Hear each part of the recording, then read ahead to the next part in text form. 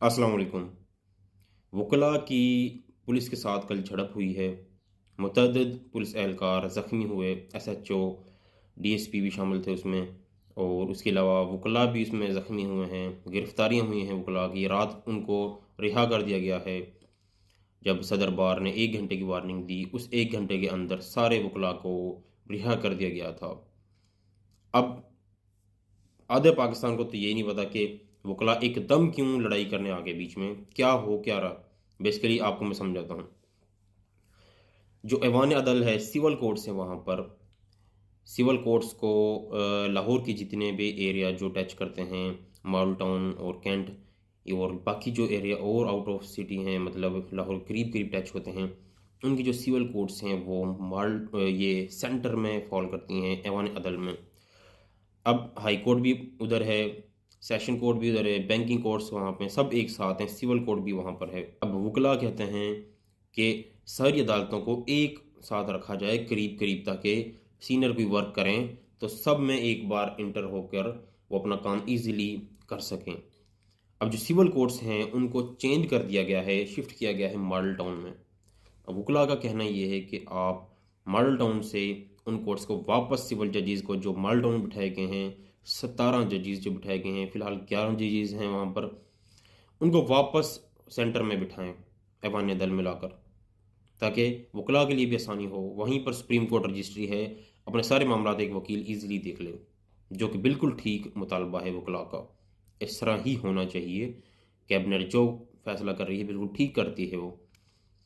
अब यहाँ पर दूसरा मुतालबा क्या है वकला का? दूसरा ये है कि कुछ वकला पर 788 दहशतगर्दी की एफआईआर लगाई जा रही हैं। आम पर्चा तो देती नहीं है वकील पर, कुछ तीला भी हिल जाए तो वकील पर दहशतगर्दी की दफात।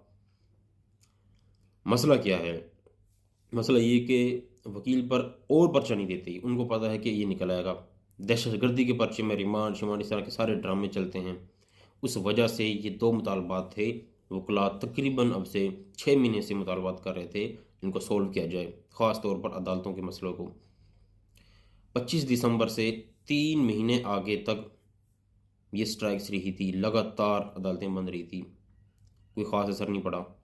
अब जब वकला ने अपने असर को मज़ीद स्ट्रॉन्ग किया, गैदरिंग की, वकला इत्तेहाद किया, स्ट्राइक्स डेली करनी शुरू कर दी, तब जाकर अब ये मसला ज़्यादा उठा है। और ये मसला अभी स्टार्ट हुआ है। जो वकला चाह रहे थे कि बाहर टीवी की, सोशल मीडिया की नज़र बने ये मामला, वो बन चुका है।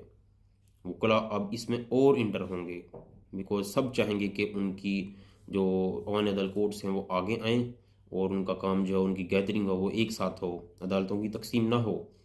आप ये सहूलत के तौर पर देखें, आप किसी और एक्ट के तौर पर ना देखें, क्योंकि अब सब अदालतें एक साथ होंगी तो एक वकील की आसानी होगी। सबसे टफ पेशा वकील का होता है। वो मेहनत करता है, लॉ सीखता है, फिर उस पर अमल करता है, और फिर लोगों को उस पर इम्प्लीमेंट करके दिखाता है।